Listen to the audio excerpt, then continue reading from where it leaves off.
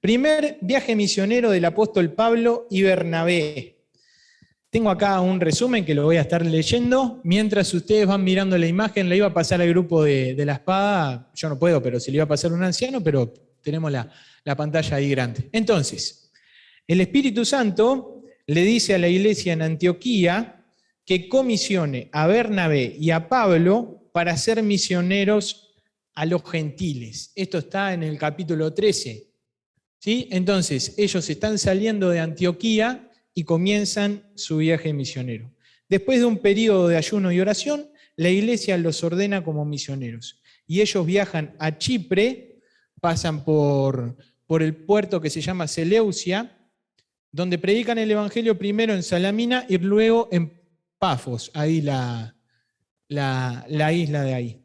En Pafos se encuentran con un hechicero judío que se llamaba Bar Jesús. Era alguien que estaba revoloteando ahí las cuestiones y Pablo y Bernabé se los encuentran y, bueno, les leo acá. Dice, conocido también como Elías, y también estaba el procónsul de ahí de la zona que se llamaba Sergio Paulo. Y Bar Jesús estaba decidido a ir en contra del evangelio, pero al mismo tiempo Sergio Paulo estaba queriendo recibir a Cristo. Y estaba este hechicero dando la vuelta ahí.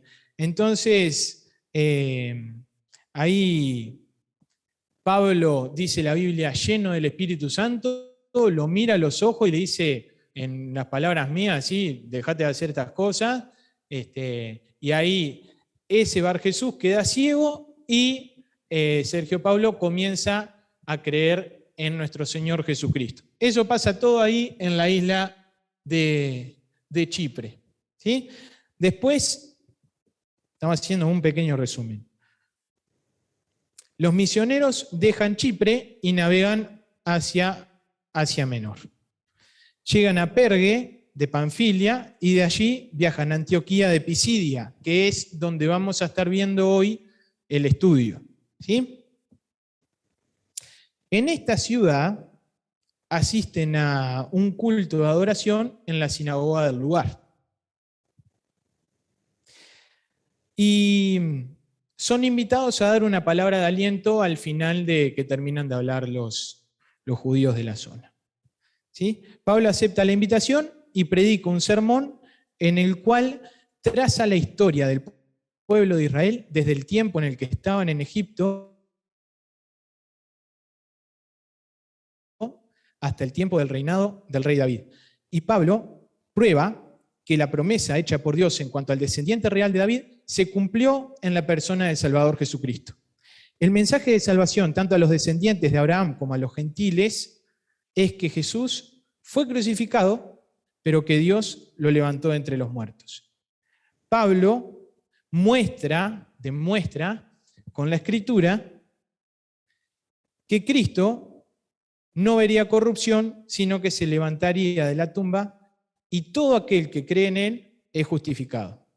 Entonces, Pablo los anima a las personas que están ahí, que dicho sea de paso, había judíos, había judíos que eran gentiles pero que entraron en el judaísmo y circuncidados, y había gentiles de la zona que no habían entrado al judaísmo, toda esa mezcla en este lugar en donde Pablo predica de esta manera. Estamos en el capítulo 13 de Hechos. Si quieren pueden ir siguiendo ahí, pero vamos como abuelo de pájaro ahí.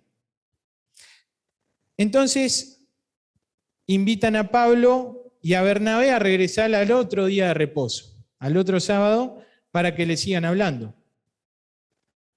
Estos son los gentiles que estaban invitando a Pablo de vuelta. Muchos creen en esta predicación de Pablo y regresan Pablo y Bernabé al siguiente día de reposo. Entonces, Pablo empieza a recitar las escrituras de vuelta. Otros judíos, llenos de celo, dice la palabra, lo empiezan a atacar verbalmente y se oponen a Pablo. Dice que la ciudad se agolpó contra la sinagoga. Todos para escuchar las buenas nuevas. Y de nuevo Pablo recita las Escrituras y prueba que debido a que ellos están siendo rechazados por los judíos, él y Bernabé se vuelven con los gentiles. Empiezan a predicar a los gentiles. Con la ayuda de las autoridades del gobierno, los judíos desatan una persecución y logran con ese esfuerzo sacar a Pablo y a Bernabé y que abandonen la ciudad y la región. Entonces los misioneros viajan desde ahí, desde Antioquía de Pisidia, a Iconio, y lo que hacen es sacuden sus sandalias en señal de que ahí, bueno, ya no tenemos nada que ver. Dice la Biblia, ellos no se creyeron dignos del Evangelio. Entonces, ¿por qué hablo todo esto? Porque en realidad hoy vamos a estar viendo solamente el versículo 52, pero es necesario entender todo este contexto de dos misioneros que salen encomendados por una congregación, por el Espíritu Santo, y transitan toda esta aventura hasta este lugar en donde nos situamos hoy. Cuando salen a Iconio, dejan dos grupos de personas. Judíos muy enojados, celosos. Hay comentaristas que dicen que los judíos estaban muy celosos porque se les llenó la sinagoga de gentiles. Y obviamente no cumplían con los ritos que ellos creían que se tenían que cumplir. Se nos llena la iglesia de personas que nosotros creemos que no son de la iglesia. Perdón, de la sinagoga. Y por eso se llenan de celos, porque no había tantos judíos. Pero es una postura. La cuestión es que hay judíos muy enojados y hay gentiles con ganas de escuchar más. Dice así el versículo 52. Y los discípulos estaban llenos de gozo y del Espíritu Santo. Solo eso. Los discípulos, Lucas escribe muchas veces en Hechos, mencionan a los discípulos como los que recién comienzan a creer en el Señor Jesucristo. Estas personas llenas de gozo. Ahora, Pablo y Bernabé habían anunciado la verdad que hace libres a estos gentiles. Y de un momento para el otro, cuando estos gentiles empiezan a saber de la verdad y a saborear la libertad que hay en Cristo, Pablo y Bernabé se van. Si estas personas nunca se hubiesen convertido, seguramente entrarían en una desesperación profunda, porque aquello a lo que se estaban empezando a aferrar se le terminaba yendo. Pero ellos estaban llenos de gozo, porque el gozo es fruto del Espíritu Santo. Es una garantía de que estas personas, las personas, como dice el 48, todos los que estaban ordenados para vida eterna, habían creído y se habían convertido. Pasó esto en el 51 que los dos misioneros sacuden sus sandalias. ¿Recuerdan cuando Jesús envió a los 70? Les encarga, más en cualquier ciudad donde entréis y no os reciban, saliendo por sus calles, decid, aún el polvo de vuestra ciudad que se ha pegado a vuestros pies, lo sacudimos contra vosotros. Pero esto sabed, que si el reino de Dios se ha acercado, que el reino de Dios se ha acercado a vosotros. Y os digo que en aquel día será más tolerable el castigo para Sodoma que para aquella ciudad. Los judíos de esta época tenían la costumbre de sacudir sus sandalias cuando pisaban tierra gentil y no podían entrar en la tierra de Jerusalén de nuevo con ese polvo que habían tomado de las ciudades gentiles. Entonces, ver a los judíos haciendo sacudir las sandalias a Pablo y Bernabé era como una ofensa terrible, pero ellos lo hicieron, porque los judíos no se sintieron dignos de recibir este evangelio.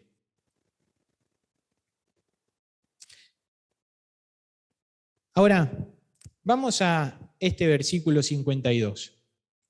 Los discípulos, esa palabra, ya explicamos que eran los nuevos cristianos, los neocristianos, así como bebés espirituales. Dice que estaban llenos del Espíritu Santo. Y realmente este tema no es un tema fácil para tratar. Pero vemos un poquito. Hay un versículo que es clave para entender la llenura del Espíritu Santo y es Efesios 5:18. El que lo encuentra ahí más rápido lo puede leer en voz alta, a veces somos poquitos, nos escuchamos.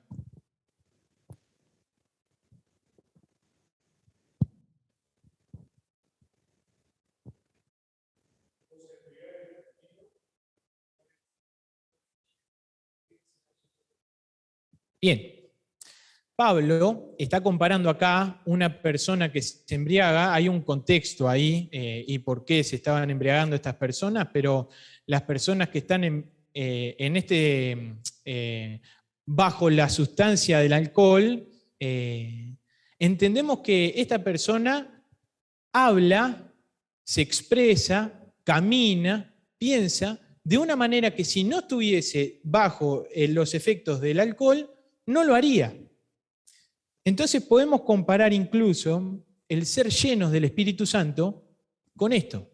Así como la persona ebria se embriaga y está bajo estos efectos del alcohol que lo hacen hacer y decir cosas y pensar que no quisiera, así también nosotros, si nos llenamos del Espíritu Santo, comenzaríamos a pensar, decir y hacer cosas que estando en nuestra carne no podríamos hacer.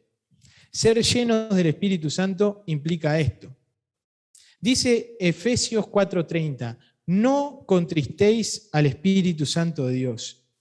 El contexto del pasaje, donde dice ahí en Efesios 4:30, nos habla del pecado de la lengua, de cómo hablamos y de cómo lastimamos con lo que nosotros decimos, y esto entristece el Espíritu Santo. Y eso es otra enseñanza que podríamos dar de cómo nos estamos hablando y conduciendo de esa manera, porque entristece el espíritu. Del enojo, de la amargura, y que estas cosas se pueden, vamos a decir, generalizar para el pecado. Nuestro pecado entristece el Espíritu Santo y no lo deja obrar como debería ser. Ahora, la pregunta que yo me hacía es, yo y vos estamos batallando, dando batalla de rodillas en oración con nuestro Señor para combatir con aquellas cosas que entristecen al Espíritu Santo. ¿Anhelás, como hijo de Dios, que el Espíritu Santo te conduzca? Como cuando pasaba, esto no lo tengo anotado, pero el Señor Jesucristo cuando se encuentra con Pedro en la barca, al final ya cuando él ya lo había negado, el Señor resucitó, los encuentra pescando, caminan por la costa y el Señor Jesucristo le dice algo como, en el día de mañana, a ver, ayúdenme, lo que dice, ahora te ceñías, pero en el día de mañana va a ser otro el que te va a ceñir. Exacto. Gracias, Miguel. Estaba hablando de que el Espíritu Santo era el que iba a conducir a Pedro, y eso le daba a Pedro una esperanza de que él iba a ser conducido por alguien que no era él, sino que era el Espíritu Santo. Pueden rascar un poquito ahí en esa enseñanza. Pero batallamos contra nosotros mismos y golpeamos nuestro cuerpo para que el Espíritu Santo sea el que nos conduzca. ¿Anhelamos ser llenos del Espíritu Santo para la gloria y la honra de nuestro Señor? Es una pregunta que me hacía. ¿Cómo estás con la batalla de cada día en tu mente y en tu corazón para que seas lleno del Espíritu Santo? ¿Saben qué? La Biblia dice, sed llenos del Espíritu Santo. Es un mandato. Sean llenos del Espíritu Santo. Y si me preguntan a mí, yo no todos los días estoy lleno del Espíritu Santo, es la verdad. Y cada uno de ustedes puede decir lo mismo. No todos los días, pero la Biblia lo establece como un mandato.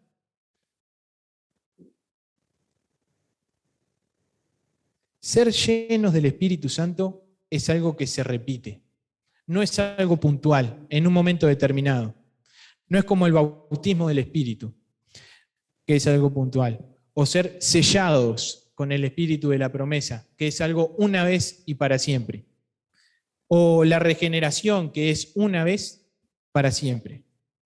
Es en un momento puntual. Y lo vemos en diferentes momentos en la iglesia primitiva, donde los apóstoles eran llenos del Espíritu Santo para hablarles a otros, como pasó con Pedro y con Esteban, para exhortar, sin ir más lejos, lo que había pasado con Bar Jesús y Pablo. Dice que estaba lleno del Espíritu Santo.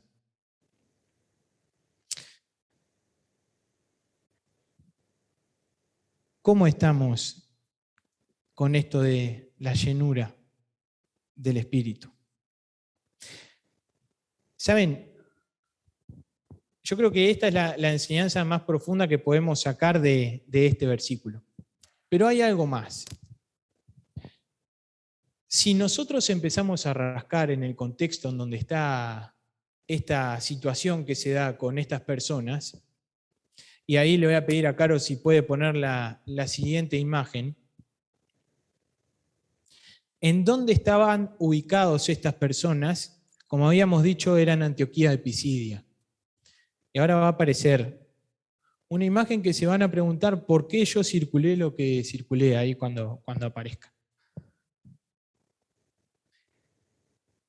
Ah, ahí me aparece espectacular. Bueno, yo le saqué una foto a mi Biblia Thompson, porque en internet no encontré. Pero ahí está circulado Galacia, ¿sí? Y Pisidia está muy cerca, si ustedes ven. Voy a leer lo que tengo escrito acá. En los días de Pablo, Galacia tenía dos significados diferentes. En un sentido estricto, étnico, Galacia era la región central de Asia Menor, habitada obviamente por los gálatas. Está ahí. Galacia se convirtió en una provincia romana, incorporando algunas de las regiones no habitadas por los gálatas étnicos. Parte de Licaonia, Frigia y Pisidia. En un sentido político, Galacia llegó a describir la provincia romana entera, no meramente la región habitada por los gálatas étnicos. ¿Qué quiero decir con esto? Que cuando la Biblia menciona a los gálatas, no menciona solamente a la provincia de Galacia y a los que vivían en Galacia, sino también a sus regiones cercanas, incluido Antioquía de Pisidia. Hechos de los Apóstoles no registra que Pablo fundó una iglesia o que se involucró en algún ministerio evangelístico en la Galacia étnica.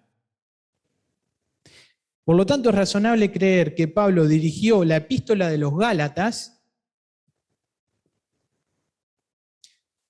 a las iglesias localizadas en la parte sur de la provincia romana, pero afuera de la región étnica de Galacia. Pablo escribió Gálatas para contrarrestar. Ustedes saben por qué Pablo escribió la carta a los Gálatas, ¿no? Se los leo acá. Para contrarrestar a falsos maestros judaizantes que estaban metiendo la doctrina central del Nuevo Testamento de la justificación por fe, ignorando el decreto que se había hecho en el Concilio de Jerusalén y trayendo todo el tema de las costumbres judías. Esparcieron su enseñanza peligrosa de que los gentiles primero tenían que convertirse en judíos y someterse a toda ley mosaica antes que pudieran convertirse en cristianos. Entonces Pablo, una vez ve que estos judaizantes comienzan a roer ahí en estas iglesias, escribe la carta a los Gálatas.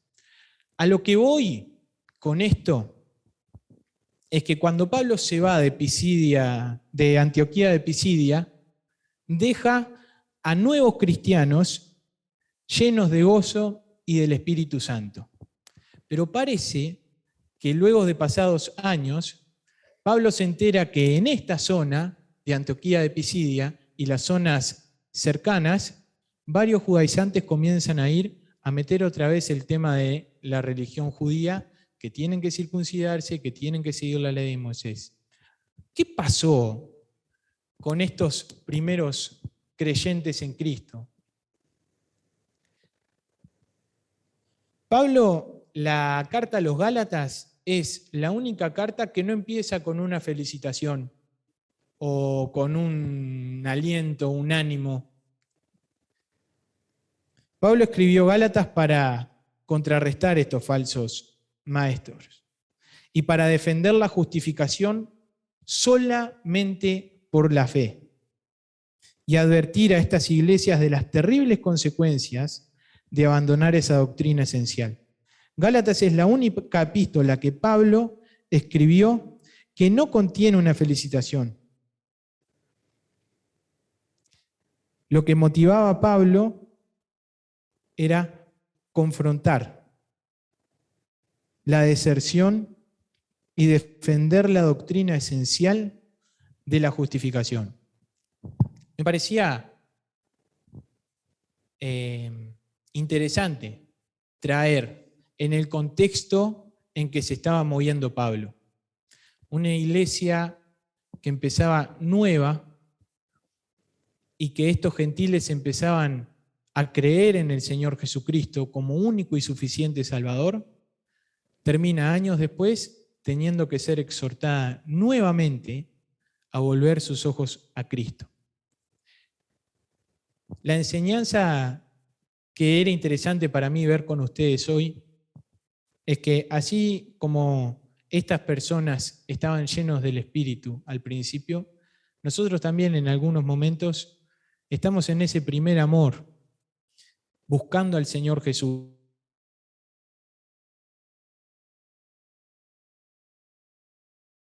Meter el Señor Jesús y las obras, el Señor Jesús y ir a tal lado, el Señor Jesús y los devocionales, y nos vamos como estructurando, cuando en realidad nuestra relación con Cristo es tan básica y al mismo tiempo tan profunda.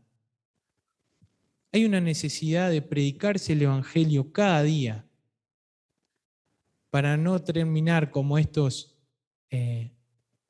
como galácticos voy a decir, no es galácticos, los que viven en Galacia, ¿cómo se les dirá? Gálatas, claro. A no terminar como estos Gálatas, que Pablo tuvo que exhortar con firmeza nuevamente a volver al fundamento de nuestra fe. Es necesario, hermanos, independientemente de la edad que tengamos, volver cada día a nuestro Señor Jesucristo y al Evangelio, porque es lo único que puede salvarnos, es lo suficiente, es lo que nos llena de gozo, como estos que empezaron a creer en el Señor Jesucristo. Te animo en este tiempo a que vuelvas al Evangelio y te lo prediques otra y otra y otra vez, y que solamente confíes en nuestro Señor Jesús. Somos llenos del Espíritu en nuestra obediencia. Esto no lo tengo del todo seguro, pero hay muchos comentaristas que dicen que no se ora por ser llenos del Espíritu. Uno no ora a Dios para ser lleno del Espíritu.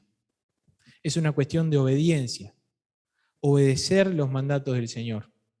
En Gálatas, hablando de Gálatas, en el capítulo 5, una vez que se empiezan a mencionar lo